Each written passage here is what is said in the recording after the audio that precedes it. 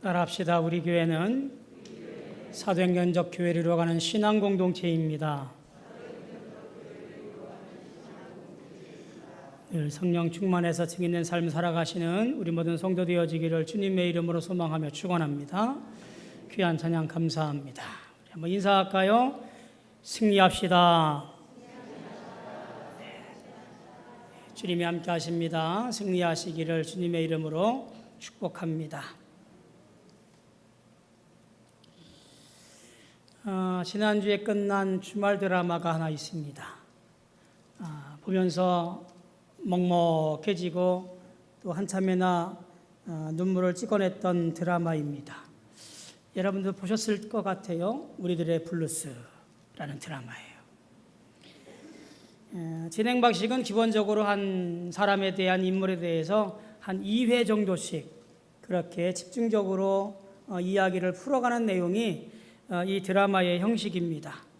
기억에 남는 몇 편의 이야기들을 좀 소개하고 말씀을 이어가지요. 첫 번째 이야기는 아련한 첫사랑에 관련된 이야기입니다.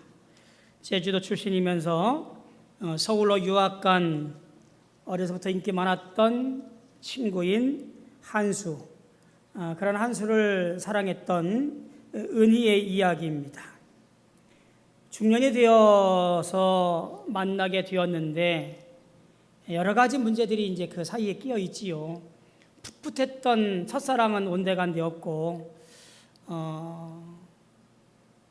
한수의 고단한 삶, 기러기 아빠로서 늘 가족들을 걱정하면서 돈을 보내야 되고 그런 속에서 첫사랑인 은희를 속일까 말까 하는 그런 위험한 아슬아슬한 이야기를 담아냈던 것이 첫 번째 이야기입니다.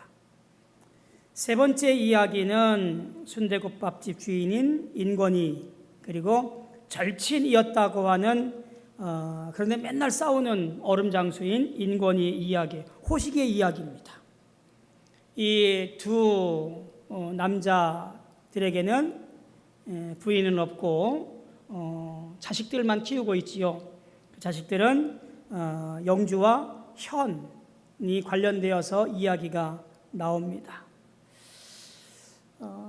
자식을 위해서 시장 바닥에서 오늘도 열심히 싸우고 부딪히면서 살아가고 있는 이 두 아버지에게 있는 희망인 아들과 딸, 이들은 공부도 잘해서 전교 1, 2등을 다투고 있었고요. 그리고 이 아들, 딸은 빨리 20살이 되어서 이 섬을 떠나야 되겠다라고 그런 갈망을 갖고 있는 이 둘에게 사건이 터지지요. 윗집 아랫집 살면서 서로 좋아하게 되어지고 그만 덜컥 아기가 생겨버립니다. 그리고 이 문제를 해결해 가려고 비춰진 부성의 그 아버지들의 피눈물 나는 마음 씀씀이와 그리고 눈물을 보게 되어지지요. 또한 현 시대의 젊은이들의 청소년들의 고통과 고민도 함께 보게 되어지는 내용이었습니다. 여섯 번째 이야기는 영옥이라고 하는 참 해맑은 여인에 대한 이야기입니다. 열심히 살아가려고 물질도 배우고 음식점도 하고 하는 그런 여인인데 배 선장이었던 정준과의 만남을 통해서 아름답게 데이트를 해가면서 행복을 꿈꾸게 됩니다. 근데 어느 날 숨기고 싶었던 자기 이야기, 즉 다운증후군 장애를 갖고 있는 쌍둥이 언니가 등장을 하게 됩니다. 몇 차례 이 언니 때문에 연애를 포기해야 했고 또 남자친구가 떠냈던 경험들을 했던 터라서 긴장을 합니다. 이 쌍둥이 언니가 도착했을 때 하지만 이 제주도 푸릉리 사람들이 언니를 깊이 사랑하고 돌봐주기도 하고 연인 정준이라는 사람이 이 다운증후군 영희를 살갑게 맞이합니다. 늘 해맑게 보여서 아무 걱정 없을 것 같은 이 영옥도 나름대로 속에다가 묻어두고 싶었던 들추어내고 싶지 않은 아픔과 눈물이 있더라, 그런 거지요. 8번째 이야기는 고두심 씨가 열연한 춘희가 나오고요. 또 그의 손녀인 은기가 나오는 이야기예요. 어느 날 며느리가 시어머니 찾아와서 손녀를 2주간만 맡아달라고 부탁을 해요. 그래서 시어머니 춘희가 연신 물어봅니다. 딱 2주간만이다. 2주가 맞지? 신신당부를 합니다. 그도 그럴 것이 그렇게 맡겨놓고 찾으러 오지 않은 며느리가 주변에서 너무나 많기 때문에 그래요. 아니나 다를까 며느리가 떠나고 나서 주위에서 수근거립니다. 며느리가 바람난 거라고, 며느리는 이제 안 올 거라고. 하지만 알고 봤더니 이 춘희의 막내 아들 만수가 교통사고로 병원에 있었고 중환자실에서 사경을 헤매고 있는 거예요. 그러니까 이 며느리가 그 병수발하고 돈 버느라고 딸을 돌볼 수가 없어서 어머니에게 맡겨놓은 거예요. 하지만 끝끝내 만수는 생을 마감하게 됩니다. 이 기구한 삶이 춘희, 제주도 살고 있는 어머니에게 비춰져요. 4명의 자녀가 있었는데 첫째와 둘째는 태어나자마자 죽었고 셋째는 술 먹고 집에 오다가 고랑에 빠져서 그렇게 죽어요. 남아있는 마지막 혈육인 막내 만수마저 그렇게 한 줌의 흙으로 떠나보내고 맙니다. 자식을 앞세운 이 어머니의 마음은 어땠을까, 심정이 어땠을까 하는 생각이 듭니다. 어쩌면 작가는 살아있는 우리가 행복해라 라는 말을 하고 있는 것 같기도 하다는 생각이 듭니다. 마지막 이야기는 동석이라는 사람과 어머니 옥동에 대한 이야기예요. 그런데 시작할 때부터 좀 껄끄러워요. 왜냐하면 어머니하고 아들하고 대면대면해요. 쳐다보지도 않고요. 아들은 어머니에게 얼마나 떽떽거리는지 차갑기 이를 데가 없어요. 그 긴장관계가 계속 가다가 맨 마지막에 가서야 풀려요. 이런 겁니다. 옥동은 남편이 죽으니까 남편 친구의 첩으로 들어가요. 그리고 아들에게 자기 자신을 엄마라고 부르지 말고 작은 어멍, 작은 엄마라고 불러라 라고 말을 해요. 그러니까 이 아들이 그 어머니의 말에 안 된다고, 싫다고 말을 합니다. 그때 이 어머니가 옥동이 아들 동석의 뺨을 후려치는 장면도 나와요. 그 이후에 본처 아들들에게 매를 맞고 자랐고 엄마와 그리고 그 집주인과 함께 누워있는 것을 보고 분노를 느끼지 못해서 그때부터 어머니를 미워하고 모른 척하기 시작을 해요. 맨 마지막 장면이 어머니와 함께 트럭을 타고 집으로 돌아오는 과정 가운데서 비춰지는 이야기들, 대화가 나오게 되어지는데요. 그때 이렇게 물어봐요. 아들 동석이 엄마 옥동에게 자신에게 미안한 줄은 아느냐? 그렇게 따져 물어요. 그러자 어머니 옥동은 아들 동석에게 이렇게 말합니다. 미친년은 미안함을 모른다. 옥동은 그저 자신이 내 새끼에게 밥 새끼 먹고 학교만 다닐 수 있으면 좋겠다는 생각에 남편 친구의 첩으로 들어갔다고 합니다. 본처의 병수발을 다 들어가면서 내 자식이 본처 자식들에게 매맞는 것을 모른 척하면서 살아왔던 것이 돌이켜보니까 미친 짓이었구나 라고 돌려서 말하는 것 같습니다. 남편 친구의 첩으로 들어가서 그렇게라도 자식을 굶기지 않으면 좋겠다고 하는 엄마의 모정이 빚어낸 모진 삶, 그것이 이 옥동의 여인의 삶 속에서 보여지는 거지요. 맨 마지막 장면은 이래요. 폐암 말기였던 어머니 옥동이 전날 밤 자식이 집에다 바래다 주면서 엄마 된장찌개 먹고 싶어 이 한마디에 아침 일찍 일어나서 된장찌개를 보글보글 맛있게 끓이고 밥 한 상을 차려놓고 그 옆에 누워서 싸늘하게 식어갑니다. 아침을 먹으러 온 아들 동석은 죽은 어머니 옥동을 안고 자신이 힘들어도 자식만큼은 행복하길 바라는 진정한 어머니의 마음을 이해한 듯 오열하며 이야기가 마쳐지게 되어집니다. 저는 이 이야기를 보면서 제주도 작은 마을의 이야기지만 깔깔거리고 웃고 떠들고 왁자지껄한 모습이지만 한 사람을 보니 그들 마음속에 울음이 있고 그들 마음속에 저 깊이 슬픔이 있고 누구에게도 말하지 못한 아픔과 피눈물이 흐르고 있더라라고 하는 거예요. 모질고도 안타까운 인생들의 삶의 이야기들이지요. 또한 구구절절 아마 우리들의 이야기이기도 합니다. 나이가 젊건 나이가 들었건 인생에 겪는 고통과 쓰라림은 정도만 다를 뿐이지 아픈 것은 매 한 가지입니다.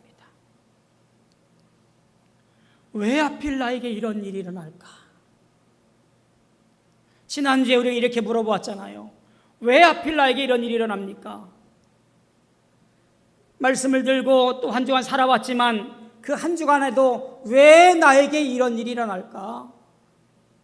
이런 일이 안 일어났으면 참 좋았을 텐데 그런 일들을 연거푸 내뱉으면서 살아가지만 해결하지 못하는 어려운 인생의 문제들 그것들을 우리는 늘 끌어안고 살아가고 있더라 그런 거예요. 사랑하는 성도 여러분, 어떻게 하면 이 아픔과 고난을 이겨낼 수 있을까요? 어떻게 하면 이 쓰라림을 웃으면서 넘길 수 있을까요?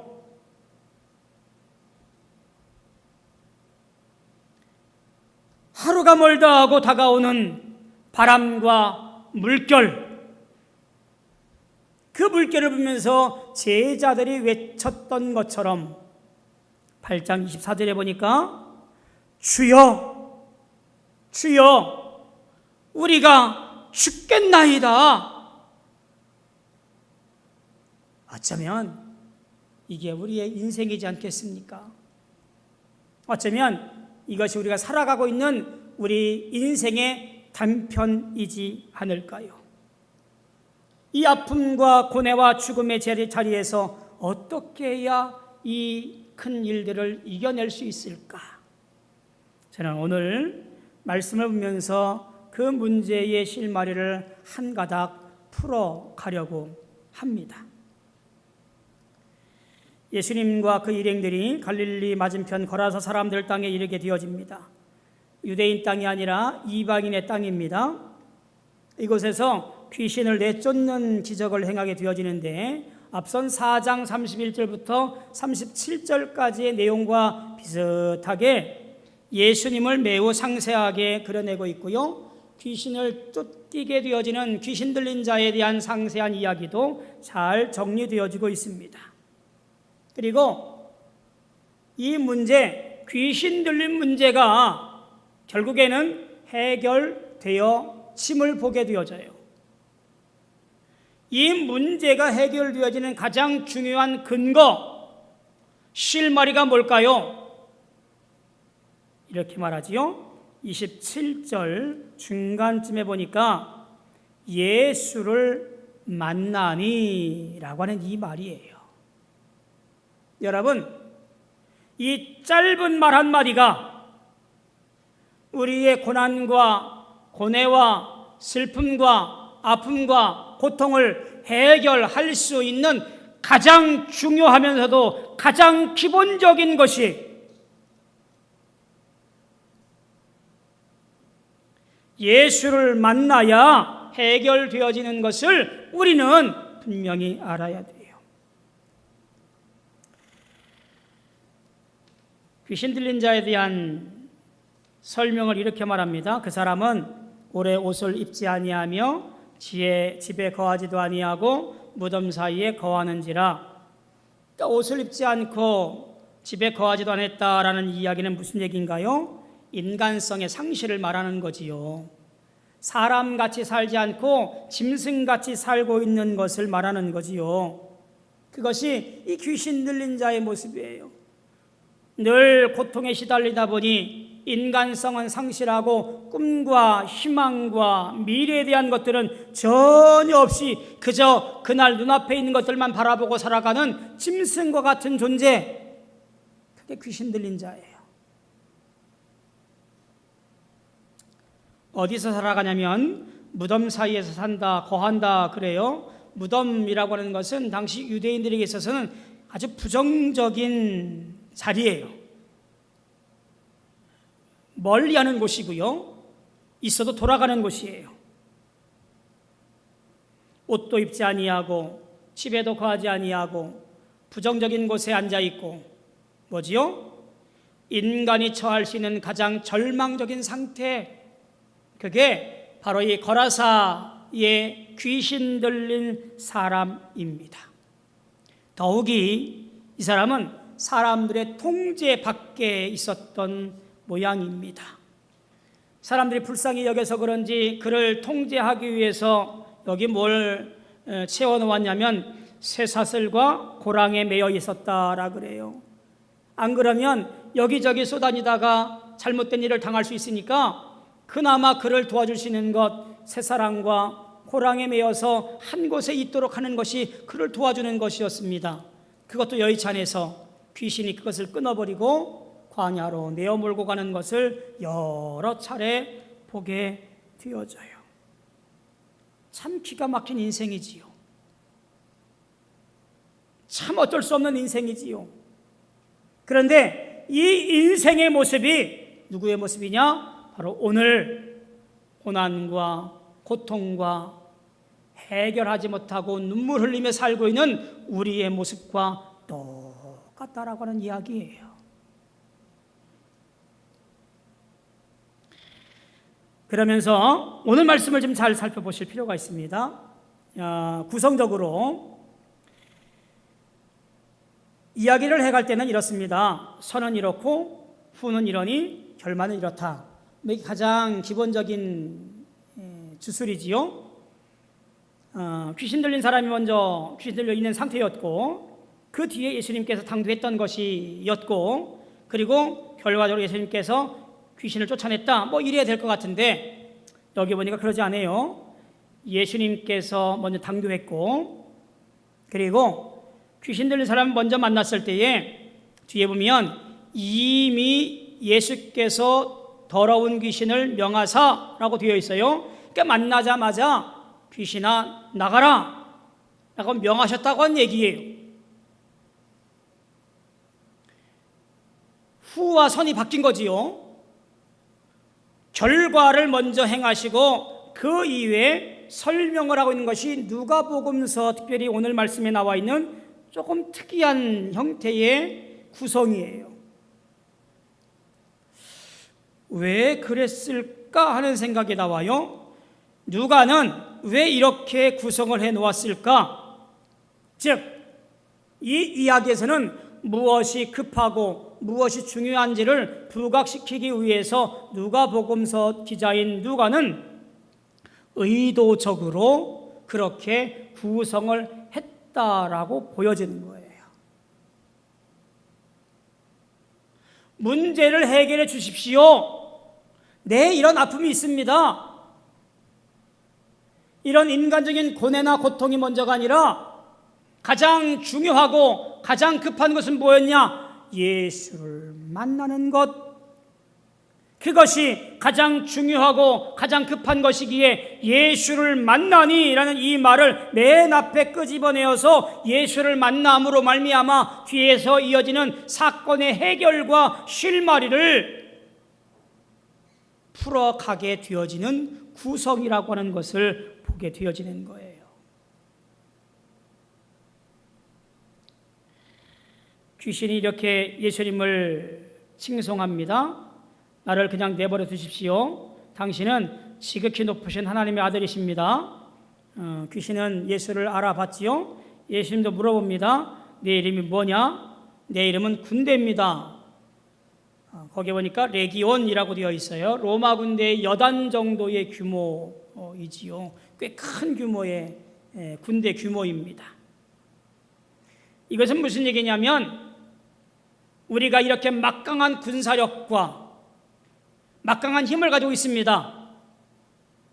당시 로마의 군사력이라고 한다면 대단히 막강한 힘이지요. 그런데 이렇게 막강한 힘임에도 불구하고 예수의 이름 앞에서는, 하나님의 아들 예수의 이름 앞에서는 내가 아무것도 아닙니다 라고 하는 것을 드러내고 있는 것이 뭐냐면, 하나님의 아들 예수요, 나와 무슨 상관이 있습니까? 나는 레기온 군대라는 귀신입니다 라고 밝히는 내용들이에요. 여러분, 우리는 이 사실을 잘 아셔야 돼요. 오늘 내가 풀어야 할 많은 문제들의 가장 강하고 가장 지혜롭고 가장 으뜸인 첫 번째 해결점은 돈이나 지혜나 권세나 권력이 아니고 예수를 만나야 한다는 것 말입니다. 아무리 강력한 힘이 있다 할지라도, 아무리 높은 존재라 할지라도 다 예수의 발 아래에 있는 존재들이에요. 귀신 들린 자가 예수를 만나니 그의 모든 인성이 회복되어지고 삶이 회복되어지고 그의 모든 권한이 살아났던 것처럼 우리도 예수를 만나야만이 이길 수 있고, 예수를 만나야만이 해결될 수 있고, 예수를 만나야만이 우리는 인생이 행복해질 수 있습니다. 이 이야기에서 또한 상당히 주의해서 봐야 할 점이 하나 있어요. 예수를 만나고 나서 자유로워진 사람은 오직 한 사람뿐이라고 하는 거예요. 기가 막힌 거지요. 예수님께서 어찌할 수 없었던 그 거라사인 귀신 들린 자를 고치셨다라는 이야기가 소문을 나서 그 지역 사람들을 다 들어요. 쫓아와서 살펴보니 옷을 입고 정신을 차리고 예수의 무릎 앞에 꿇어 있어요. 그런데 37절 보니까 거라사인의 땅 근방 모든 백성이 크게 두려워하여 예수께 떠나가시기를 구하더라. 거라사인의 땅 근방 모든 백성이 단지 예수를 두려워하고 예수를 무서워하여 우리에게서 떠나가십시오 라고 요청했다라는 이야기입니다. 결과적으로 보면 예수님께서 그 지역을 떠나가 버리셔요. 뒤도 안 돌아보고 떠나가 버리셔요.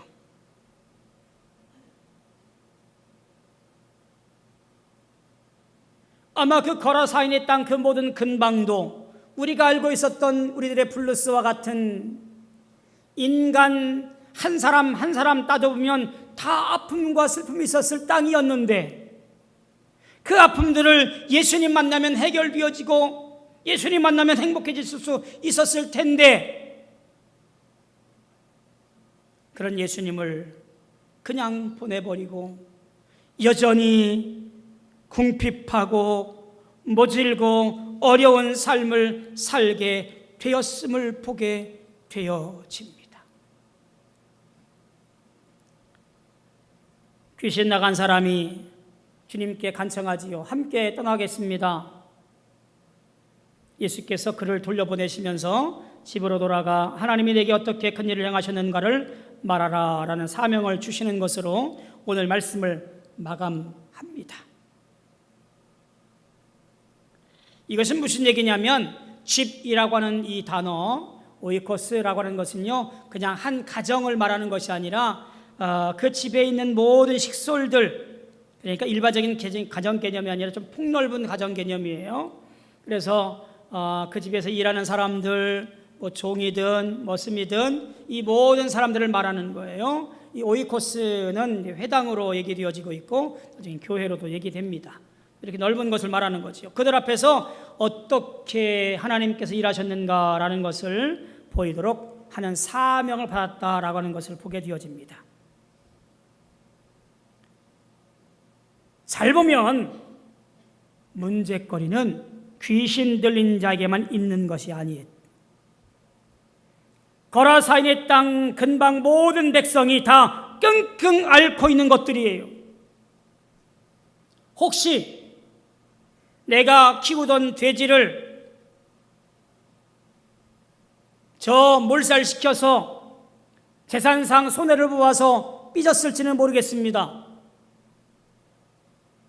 그 많은 땅덩어리를 가지고 있으니 내가 무슨 걱정이 있겠느냐라고 자고할지도 모르겠습니다. 그런데 근본적인 문제 해결, 예수를 만나야 했는데 예수를 내쳐버렸어요. 문제의 해결 실마리를 잡을 수 있었는데 그 실마리를 흩어버렸습니다. 내 인생을, 내 삶을 옴짝달짝 못하게 하는 것이 있습니다. 남들이 도와준다고 하는 것도 있지만 오히려 그것이 나를 더 힘들게 하는 경우가 많습니다. 어찌 해야 할까요? 여러분, 예수를 만나야 합니다. 예수를 만나야 합니다. 원래 사람은 하나님 안에서 행복하도록 창조되었어요.